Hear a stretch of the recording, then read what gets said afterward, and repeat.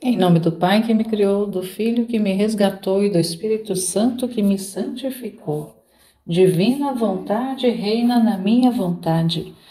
Ó minha mãe, eu te amo e tu me amas. Dá-me um gole da divina vontade para minha alma. Me abençoa, mãe, para que todas as minhas ações sejam feitas diante de vossos olhos maternais. Vinde, Espírito Santo, vinde por meio da poderosa intercessão do Imaculado Coração de Maria, vossa amadíssima esposa e nossa mãe. Amém. Ave Maria, cheia de graça, o Senhor é convosco, bendita sois vós entre as mulheres, e bendito o fruto do vosso ventre, Jesus. Santa Maria, Mãe de Deus, rogai por nós, pecadores, agora e na hora de nossa morte. Amém. Seja muito bem-vindo. Vamos continuando aqui com a nossa leitura do livro, da obra O Evangelho como me foi revelado, escrito por Maria Valtorta. Paramos no último vídeo no capítulo 5, agora vamos continuar a partir do capítulo 6, do volume 1. Purificação de Ana e oferecimento de Maria, a menina perfeita para o reino dos céus. 28 de agosto de 1944. Em Jerusalém, vejo Joaquim e Ana com Zacarias e Isabel saírem juntos de uma casa, certamente de parentes ou amigos, e dirigem-se ao templo, onde vão para a cerimônia da purificação. Ana tem nos braços a menina, toda envolta em coeiros, tendo sido antes enrolada com um amplo tecido de lã mais leve, que deve ser macio e quente. Com que cuidado e amor leva a sua filhinha, levantando de vez em quando a beirada do pano fino e quente para ver se Maria respira bem. E depois cobre-a bem de novo, para protegê-la do ar gelado deste dia sereno, embora de pleno inverno. Isabel tem alguns pacotes nas mãos. Joaquim puxa com uma corda 2 cordeiros grandes e muito brancos, que já são mais carneiros que cordeiros. Zacarias não leva nada. Ele está muito bonito em sua veste de linho, que um pesado manto de lã também branco deixa entrever. Um Zacarias muito mais jovem do que aquele visto no templo no nascimento do Batista, em plena virilidade, como também Isabel é agora uma mulher madura, mas ainda de aparência jovem. Todas as vezes que Ana olha a menina, ela também se inclina extasiada sobre o rostinho adormecido. Muito bonita, com um vestido azul que tende ao violeta escuro, com um véu que lhe cobre a cabeça, descendo depois sobre os ombros e sobre o manto mais escuro que o vestido. Joaquim e Ana, enfim, estão realmente esplêndidos em suas vestes de festa. Ao contrário do seu costume, ele não está com sua túnica marrom escuro, mas com uma longa veste de um vermelho bem escuro. Diríamos um vermelho de fundo, e as franjas colocadas em seu manto são muito novas e bonitas. Na cabeça ele tem também uma espécie de véu retangular, cingido com uma tira de couro. Sua roupa é toda nova e fina. Ana, ela não se veste de escuro hoje. Está com um vestido amarelo muito claro, quase da cor do marfim velho, ajustado à cintura, ao pescoço e aos pulsos por meio de um cinturão que parece ser de prata e ouro. A sua cabeça está coberta com um véu muito leve que parece adamascado e está preso à fronte por uma lâmina delgada e preciosa. Ao pescoço um colar de filigrana e nos pulsos braceletes. Parece uma rainha, também pela dignidade com que caminha com sua veste, em especial manto amarelo claro, com golões formando um bordado muito bonito, tom sobre tom. Parece-me estar te vendo no dia em que me fostes a noiva. Eu era pouco mais que uma menina, mas lembro-me ainda como estavas bonita e feliz, diz Isabel. Mas hoje estou ainda mais. Quis pôr a mesma roupa daquele dia para a cerimônia de hoje. Eu aguardei sempre para este dia. Já não esperava mais poder usá-la para esta festa. O Senhor te amou muito, diz Isabel com um suspiro. É por isso que eu lhe dou a coisa que eu mais amo, esta minha flor. Como farás para arrancá-la do seio quando chegar a hora? Recordando-me que eu não tinha e a recebi de Deus. Estarei sempre mais feliz agora do que antes. Quando pensar que ela estará no templo, direi a mim mesma: reza junto ao tabernáculo, ora ao Deus de Israel também por sua mãe. E ficarei em paz. E ainda maior paz terei ao dizer: ela é toda sua. Quando estes dois velhos, felizes que a receberam do céu, não estiverem mais em vida, ele, o Eterno, lhe será eternamente Pai. Podes crer, eu tenho disso a firme convicção. Esta pequenina não é nossa. Nada mais eu podia fazer. Foi ele que a colocou em meu ventre, este dom divino para enxugar o meu pranto, confortar as nossas esperanças e atender às nossas orações. Por isso ela é sua. Nós somos somente os felizes guardiões dela, e por isso Deus seja bendito. Chegam até os muros do templo. Enquanto vos dirigis para a porta de Nicanor, eu vou avisar o sacerdote. Depois eu virei também, diz Zacarias, desaparecendo atrás de um arco, que dá para um grande pátio rodeado de pórticos. A comitiva continua a encaminhar-se pelos sucessivos terraços, porque, não sei se já o disse, o recinto do templo não está sobre um terreno plano, mas vai se elevando por degraus sucessivos, sempre mais altos.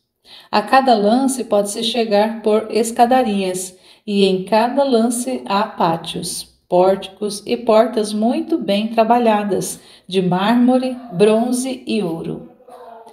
Antes de chegarem ao lugar combinado, eles pararam e vão tirar dos pacotes as coisas que tinham levado, ou seja, pães cozidos de formato achatado e de pouca espessura, feito com muita gordura, um pouco de farinha branca, 2 pombas e uma pequena gaiola de vime e grandes moedas de prata, certas pacatas tão pesadas, que por sorte não havia bolsos naquele tempo, pois não resistiriam. Eis a bonita porta de Nicanor, um trabalho bem acabado de entalhe, feito de pesado bronze com lâminas de prata. Lá já se encontra Zacarias, ao lado de um sacerdote esplendidamente vestido de linho. Ana recebe a aspersão de uma água, que eu suponho seja água lustral, e depois recebe a ordem de aproximar-se do altar do sacrifício. A menina não está mais em seus braços. Isabel carrega, estando ainda do outro lado da porta. Joaquim, por sua vez, entra atrás de sua mulher, puxando um pobre cordeiro balindo. Faço como na purificação de Maria. Fecho os olhos para não ver degolações como esta. Agora Ana está purificada. Zacarias diz em voz baixa algumas palavras a um colega, o qual concorda sorrindo. Depois aproxima-se do grupo que já se reuniu de novo, congratulando-se com a mãe e o pai pela sua alegria e pela fidelidade às promessas feitas, recebendo o segundo cordeiro, a farinha e os pães cozidos. Então, esta filha está sendo consagrada ao Senhor? Que a sua bênção esteja com ela e convosco. Eis Ana que chega. ela será uma de suas mestras. É Ana de Fanuel, da tribo de Asser. Vem, mulher, esta pequenina é oferecida ao templo em hóstia de louvor, e tu serás sua mestra. Submissa a ti, ela crescerá na santidade. Ana de Fanuel, já com os cabelos todos brancos, acaricia a menina, que acabou de acordar e olha com os olhos inocentes e espantados toda aquela brancura e todo aquele ouro que a luz do sol faz brilhar. A cerimônia deve ter acabado. Não vi nenhum rito especial para a oferta de Maria.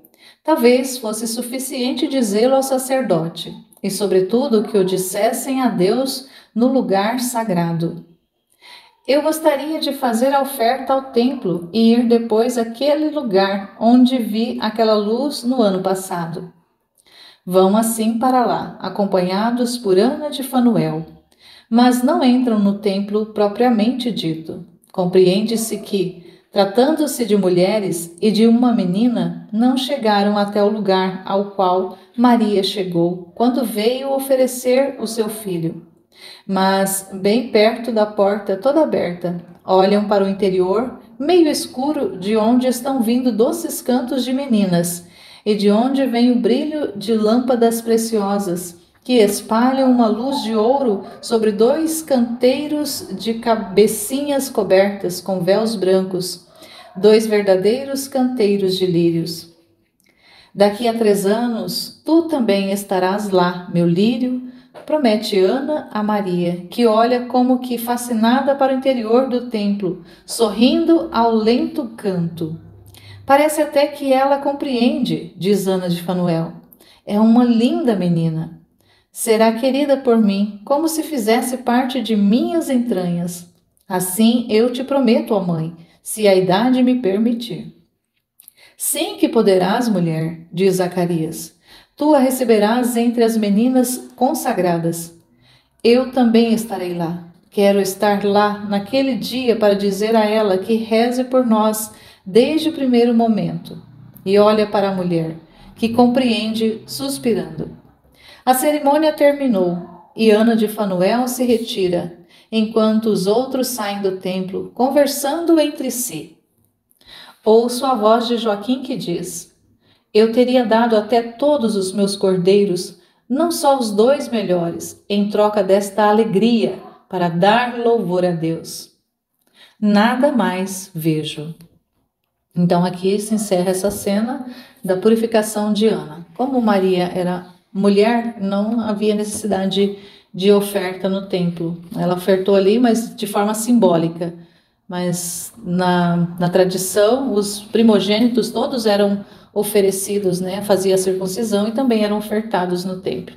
Mas no caso de Maria, só era mesmo o rito da purificação dela por causa do parto. E aí Jesus vem dizer aqui, bem em seguida falando a respeito. Vamos ver o que ele nos diz, que ele quer nos ensinar, nos comunicar nesse trecho. Jesus diz: Salomão faz a sabedoria dizer: quem é criança, venha a mim. Na verdade, é da fortaleza e dos muros de sua cidade que a eterna sabedoria dizia à eterna menina: vem a mim. Ansiava por tê-la.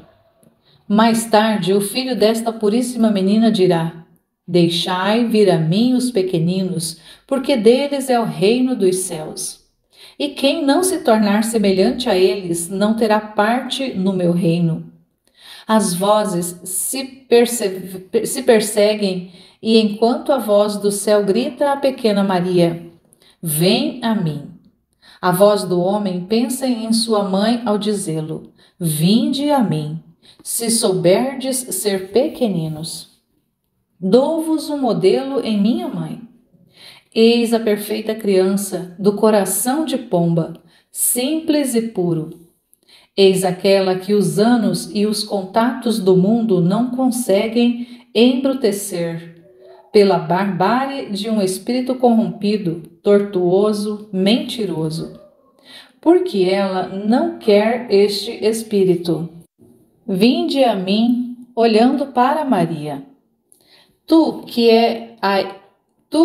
a estás vendo, diz-me, O seu olhar de criança é muito diferente do olhar com que a vistes aos pés da cruz, na alegria do Pentecostes, na hora em que suas pálpebras desceram sobre seus olhos de gazela para o seu último sono? Não. Aqui está o olhar incerto e espantado da criança. Mais tarde será o olhar espantado e verecundo da anunciada. Mais tarde ainda, o olhar feliz da mãe de Belém. Depois, o olhar de adoradora da minha primeira e sublime discípula. Depois ainda, o olhar dilacerado da atormentada no Gólgota. Depois, o olhar radiante da ressurreição e Pentecostes.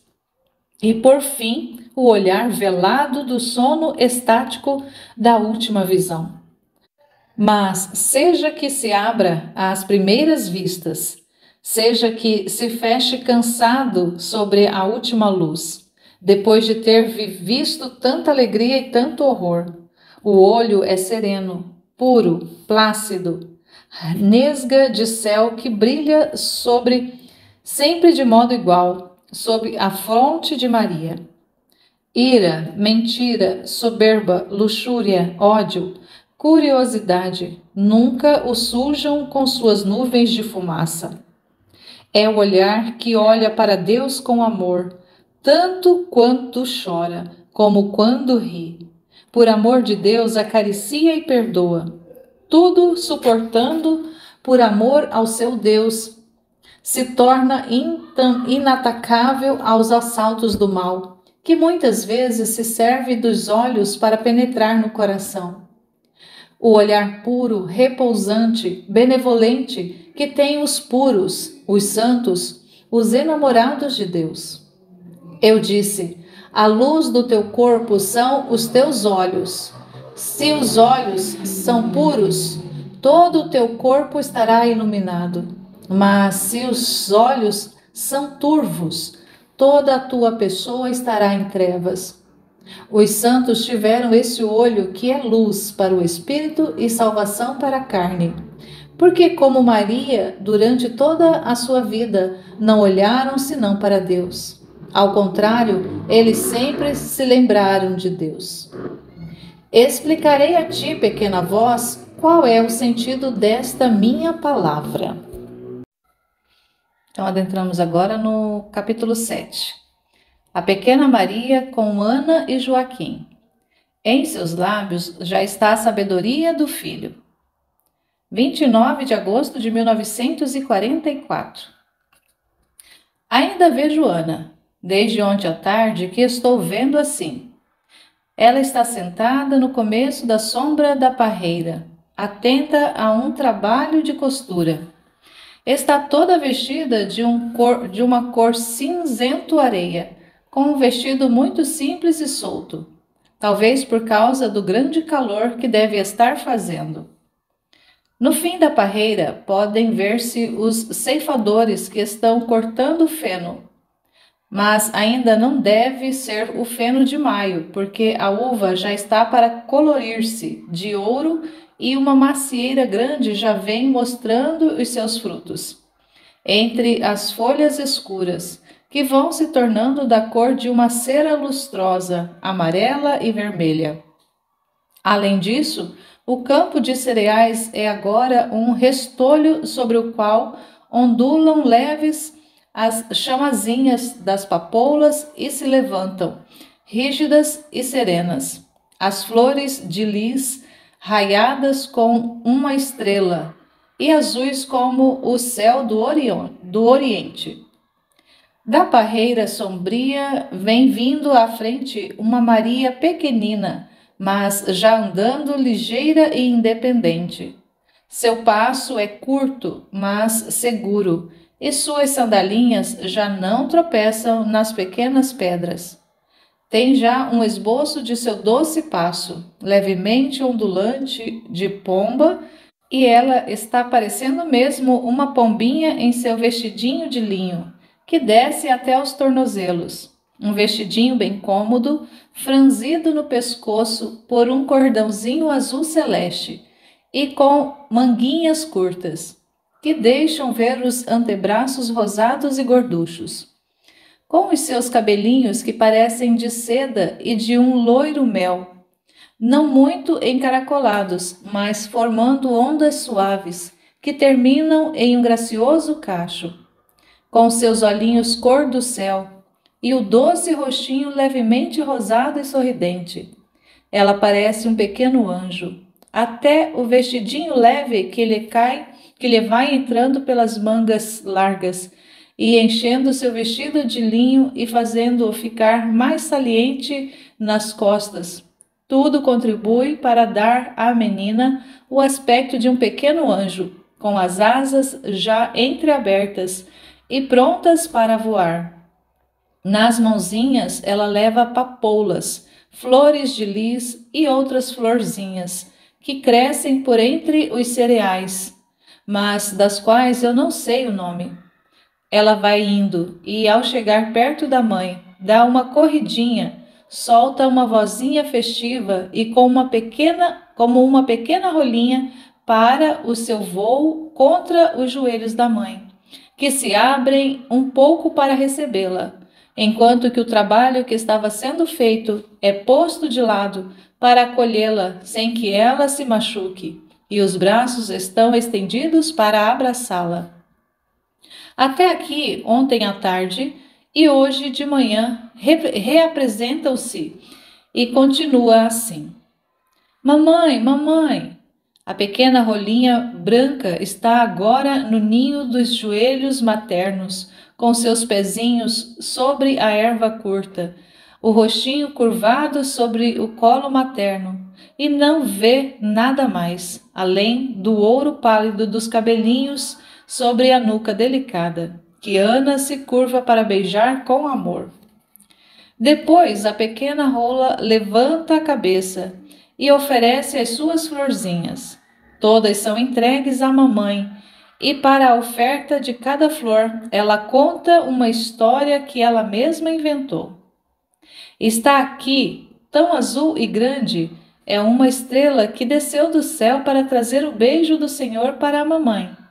Aqui está esta florzinha celeste. Beija-a bem aí no coração e perceberás que ela tem o sabor de Deus. Agora, esta outra é de um azul mais pálido, como são os olhos do papai. Tem gravado nas folhas que o Senhor quer muito bem ao papai, porque ele é bom. E esta aqui, tão pequenina, a única pequena que eu achei, é um miosotis. É a que o Senhor fez para dizer a Maria que lhe quer bem. Estas vermelhas, sabe a mamãe o que são? São os pedaços da veste do rei Davi, molhadas no sangue dos inimigos de Israel e semeadas nos campos de luta e de vitória. Nasceram das fímbrias da heróica veste real, rasgada na luta pelo Senhor. Mas está aqui, tão branca e graciosa, que parece formada com 7 taças de seda que olham para o céu, cheias de perfume. Nasceu lá, perto da fonte. Foi papai que a apanhou entre os espinhos. Foi feita com a veste de Salomão, quando no meio em que sua netinha tinha nascido, há tantos anos. Oh, quantos anos antes, na pompa da alvura de suas vestes, Salomão caminhou pelo meio da multidão de Israel, diante da arca e do tabernáculo, alegrando-se pela nuvem que voltou a circundar a glória do Senhor, cantando o cântico e a oração de sua alegria. Eu quero ser sempre como esta flor, e como o sábio rei, eu quero cantar por toda a vida cânticos e orações diante do tabernáculo, e aí cessa de falar a pequena boca de Maria. Meu bem, como sabes estas coisas santas? Quem é que as diz a ti? O teu pai? Não sei quem é. Parece que eu as soube desde sempre, mas talvez seja alguém que eu não vejo e que as diz a mim. Talvez um dos anjos que Deus manda vir falar aos homens que são bons. Mamãe, me conta as outras coisas? Oh, minha filha, sobre que fato queres saber? Maria fica pensando, séria e recolhida como estava. Que bom teria sido que se tivesse feito o seu retrato naquela posição, para perpetuar naquela sua expressão. Sobre o rostinho infantil se refletem as sombras de seus pensamentos, sorrisos e suspiros, raios de sol e sombras de nuvem, pensando na história de Israel. Depois ela escolhe. Conta-me aquela passagem de Gabriel falando a Daniel na qual Cristo foi prometido. E ela fica escutando de olhos fechados, repetindo devagar as palavras que a mãe vai dizendo, como para se lembrar melhor delas. Quando Ana termina, Maria lhe pergunta: quanto falta ainda para o Emanuel chegar? Cerca de 30 anos, querida. Mas quanto tempo ainda falta?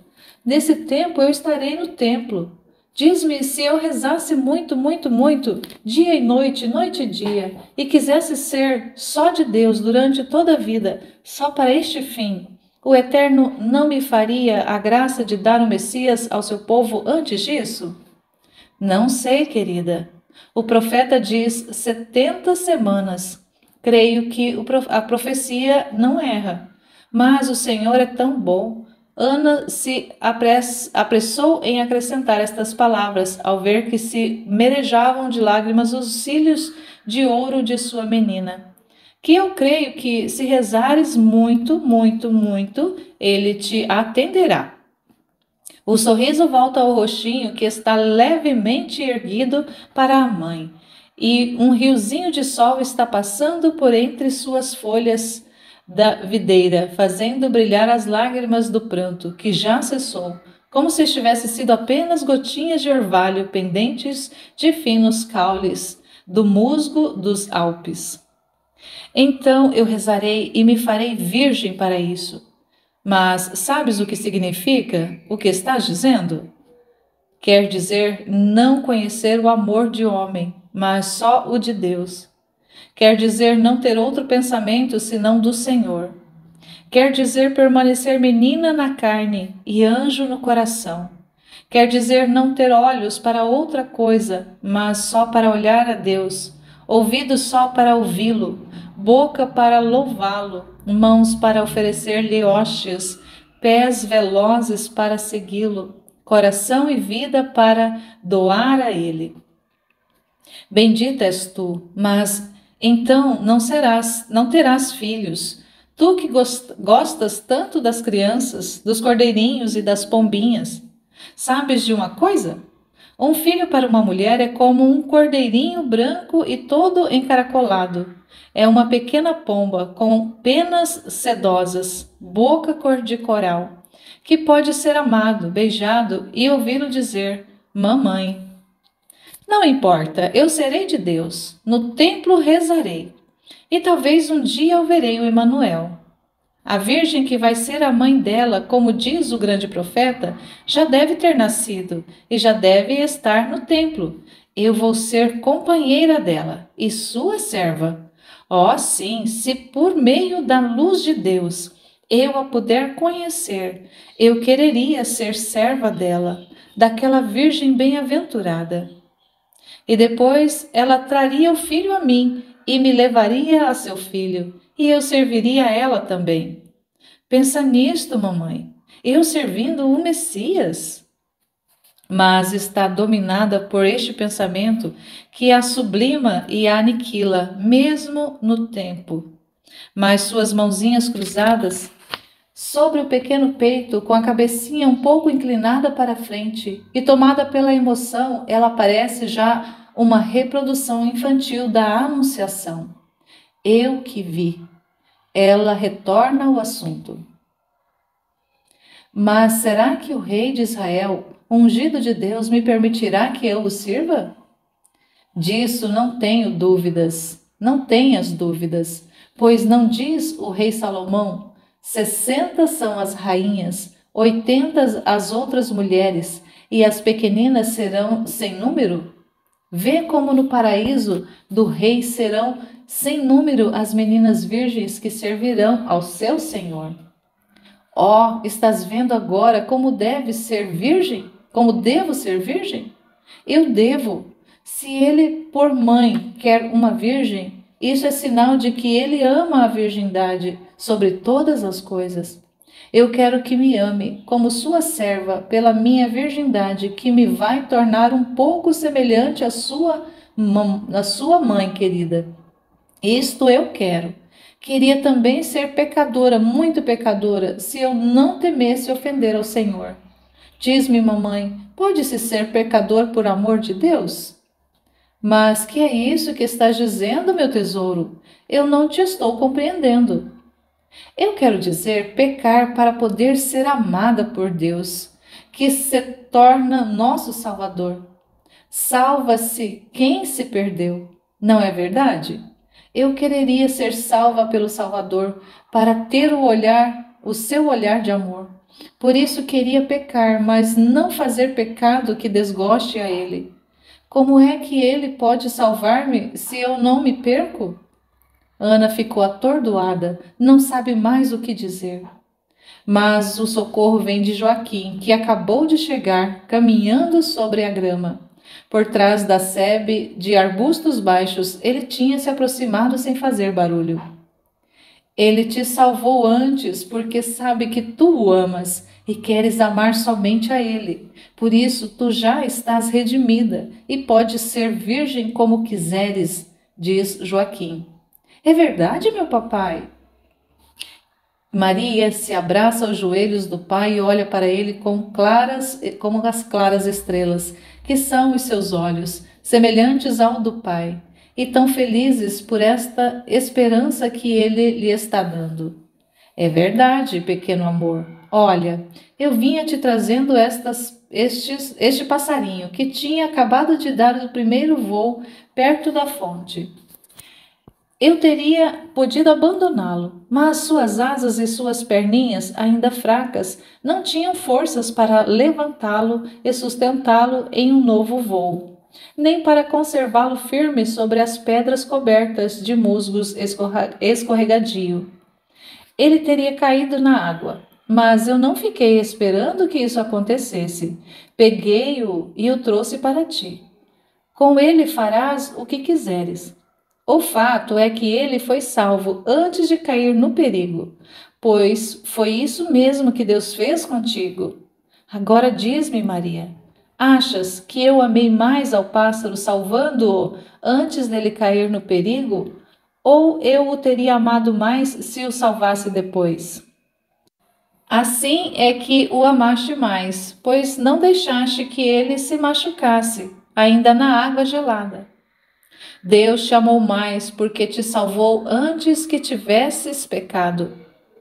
Então eu também o amarei inteiramente, de todo o coração. Passarinho lindo, eu sou como tu. O Senhor nos amou de modo igual, dando-nos a salvação. Agora eu vou te criar e depois te deixarei ir embora.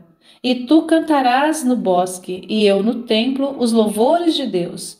E nós diremos: envia, envia o teu prometido aos que o estão esperando. Ó, meu papai, quando me levarás ao templo?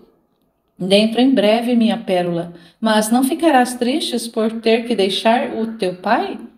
Muito, mas tu irás lá. E além disso, se não se ficasse um pouco triste, que sacrifício haveria?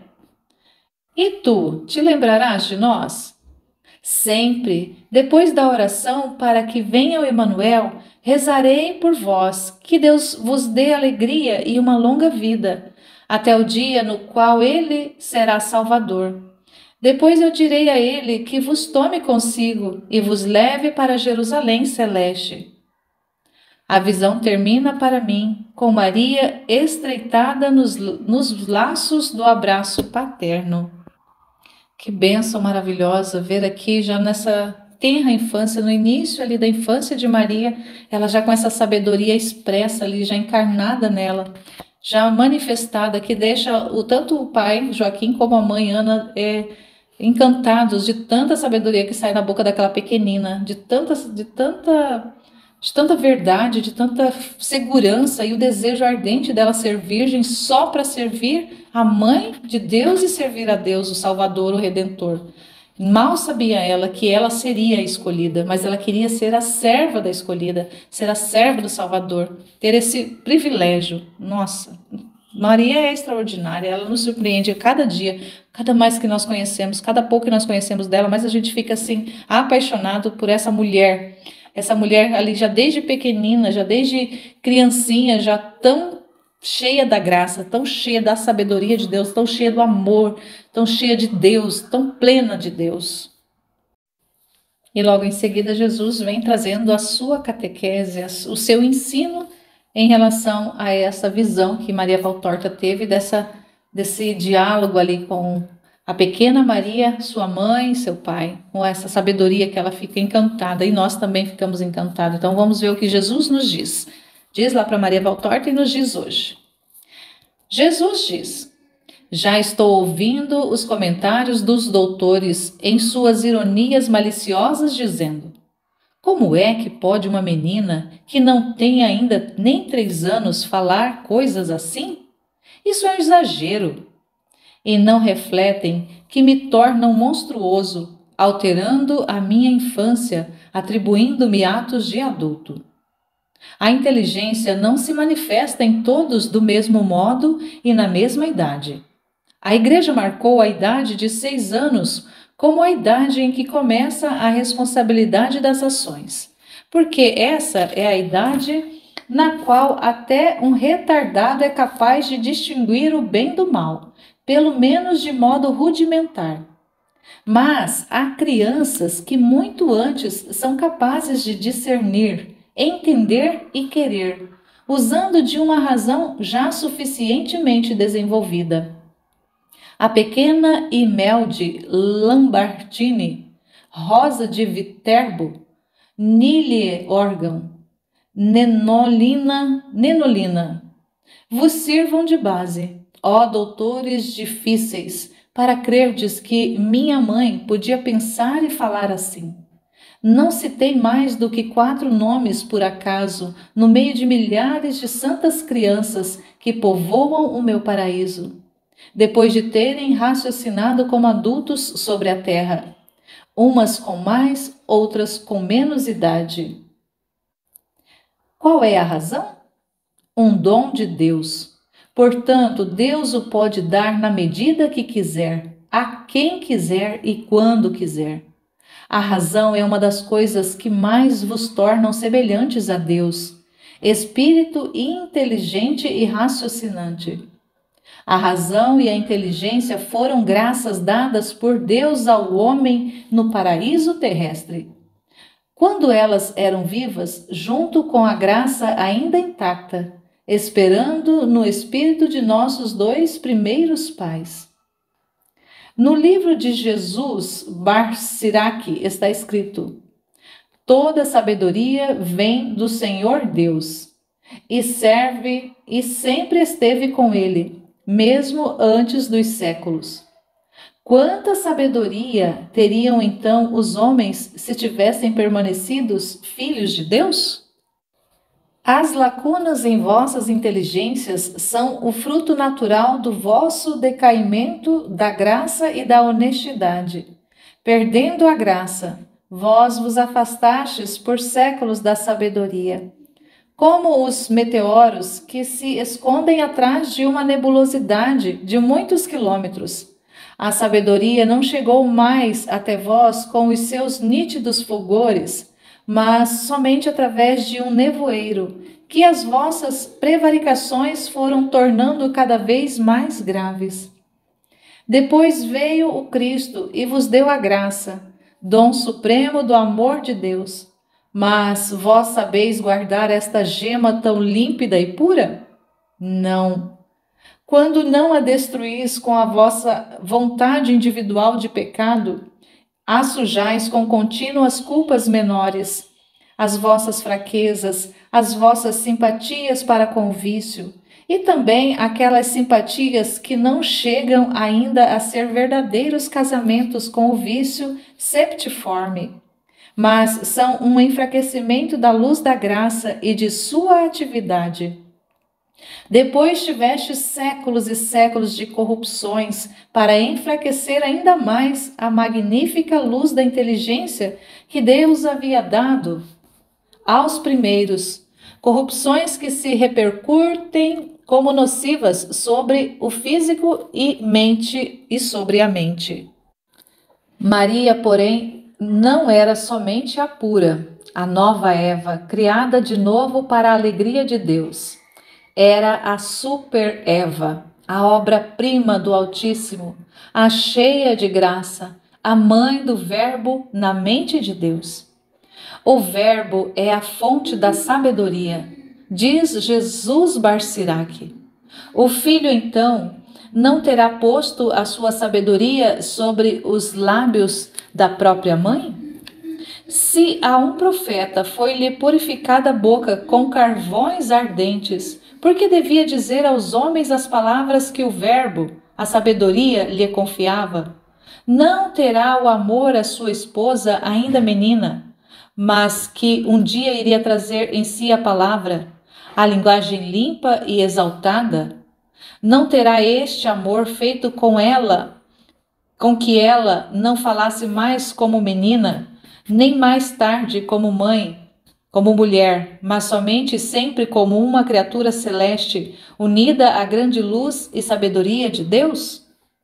O milagre não está em uma inteligência superior, demonstrada por Maria em sua idade infantil, como depois aconteceu comigo.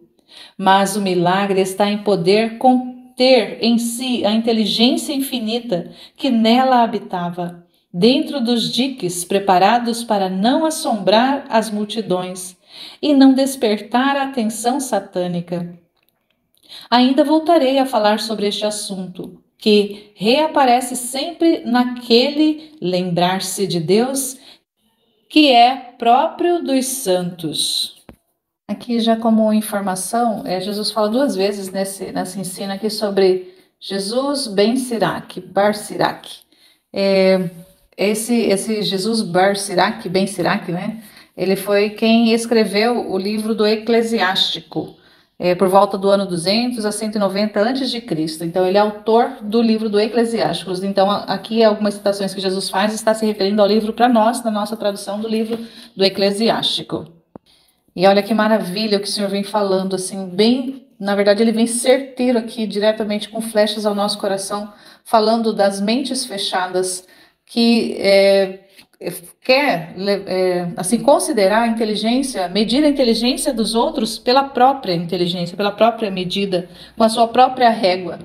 E o quanto, né, que a inteligência do ser humano foi esfumaçada, foi enegrecida por causa do pecado original. Mas como Maria, ela ali era pura, sem mancha nenhuma, ela tinha essa graça de receber ali, mesmo porque ela iria receber em si, no seu ventre, a sabedoria encarnada. A própria sabedoria encarnaria no seio dela, no ventre dela.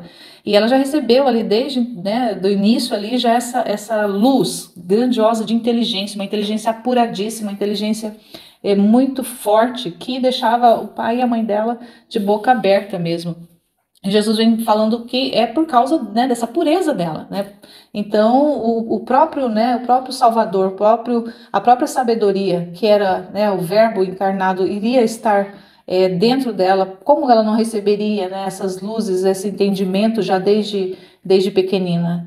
E aí uma coisa importante que Jesus ainda fala aqui, que ela só não, ela, inclusive nas escrituras que nós conhecemos, na Bíblia, Maria praticamente quase não aparece. E quando aparece, ela aparece muito silenciosa.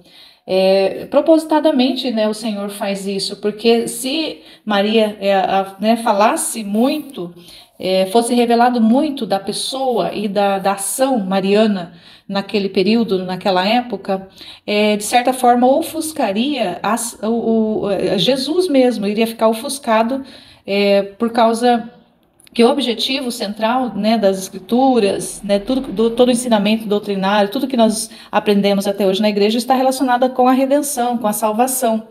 E então Maria ofuscaria, tiraria o foco de Jesus. Então, propositadamente é que foi ocultado muito, né, daquilo que ela era, daquilo que ela foi, daquilo que ela representou, inclusive para os apóstolos naquela época, né? Então, ela não foi uma mulher qualquer, ela foi uma mulher que nós vamos conhecer nessa obra de Valtorta. Vamos conhecer uma Maria que é desconhecida para quase, né, esmagadoramente a maioria das pessoas, dos católicos, desconhecem quem foi realmente Maria.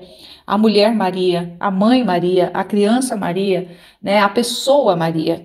E que Jesus, né, intencionalmente nessa obra ele quer tornar conhecida, porque já se passou ali, né, quase, né, quando foi ditado esses escritos para Valtorta, já tinham ido ali quase 2 séculos, né, dois milênios. Então, né, que ela escreveu ali, foi, né, em 1944 que ela começou a receber esses escritos, começou a escrever, essas visões e escrever. Então, ia ali, né, mais de 1900 anos ali, desses acontecimentos. Então, já teve período suficiente para a igreja, para as pessoas, para o ser humano, para a humanidade conhecer Jesus, conhecer a salvação, conhecer a redenção. Então, por isso, torna-se necessário agora, nesse tempo, tornar conhecida aquela que foi a cooperadora, que foi a corredentora, que foi a colaboradora para que tudo isso acontecesse, para que nós tivéssemos à disposição de nós, de cada um de nós, a salvação, a redenção, o próprio Deus se encarnando, se fazendo homem e vindo habitar no meio de nós. Então, agora é o período de conhecermos Maria e conhecendo ali já desde agora, né, esse início, essa infância de uma menina, de uma criança totalmente superdotada. E ele até fala, né, ele usa uma expressão, a expressão que ele usa aqui era a super Eva, é a obra-prima do Altíssimo, a cheia de graça, a mãe do Verbo na mente de Deus. Então ali, né, Deus fazendo esse trabalho extraordinário na vida dessa criatura chamada Maria. Então, né, nós vamos aprender muito ainda, então nós estamos apenas no começo. Eu peço a você que seja perseverante junto comigo, porque a intenção dessa leitura é realmente fazer esse exercício, não só de estar lendo, mas compartilhando esse conhecimento, essas revelações particulares que Jesus vem trazendo para o nosso tempo, presenteando o nosso tempo, presenteando a nossa geração, presenteando a cada um de nós com esses conhecimentos da sua vida, da vida de Maria, dos ensinos, de tantos ensinos, de tanta catequese que ele vai nos trazer, que vai fazer com que a nossa vida jamais seja como era antes. O conhecimento que nós vamos adquirir a partir da abertura do nosso coração vai nos fazer pessoas tão mais próximas de Deus, tão diferentes, com a mente mais aberta, com a inteligência mais aguçada e com o coração tão mais sedento de conhecer essa verdade, que a verdade é uma pessoa, de conhecer esse verbo que se encarnou no seio de uma pequenina, de uma mulher que se fez pequenina, que foi feita pequenina, que foi moldada ali para isso, mas que tem tanto para nos ensinar. É uma mestra mesmo, é uma mestra de espiritualidade, é uma mestra de humanidade, que nós precisamos estar diante dela, assim, reverentes, para escutarmos da boca dela tudo aquilo que ela tem para nos dizer e para nos comunicar, tudo aquilo que Jesus tem para nos dizer, para nos comunicar, com todas essas revelações, com todos esses ensinos, com todas essas catequeses que ele nos quer trazer. E o propósito assim é que eu consiga fazer mais frequentemente mesmo essas leituras, gravar e postar para que a gente possa ir se alimentando. Isso vai ser um alimento assim para minha alma, eu sei, eu tenho certeza disso, e para você que estiver escutando também, que se propor a isso, também vai ser um alimento substancioso para a sua vida, para a sua alma. Hoje nós precisamos pensar mais do que nunca que mais importante do que alimentar o nosso corpo, nós precisamos alimentar a nossa alma. Precisamos considerar a eternidade, que é tão esquecida, que é tão desconsiderada, principalmente no nosso tempo. Nós precisamos voltar a considerar a eternidade, precisamos voltar a considerar a nossa alma como algo importante, que Deus quer trabalhar nela. E conhecendo aquilo que o Senhor vai nos revelando, nós vamos nos abrindo, vamos nos deixando ser moldados, sermos transformados, sendo refeito, a nossa humanidade sendo refeita, para que Deus possa habitar em nós, que é o grande objetivo de Deus, que é o grande sonho de Deus, é habitar na nossa alma, é viver viver na nossa alma. Mas para isso nós precisamos conhecê-lo. Sem conhecer a Deus, nós não vamos conseguir abrir o nosso coração, abrir a nossa mente, a nossa alma para amá-lo e para recebê-lo dentro de nós, para viver e fazer vida dentro de nós.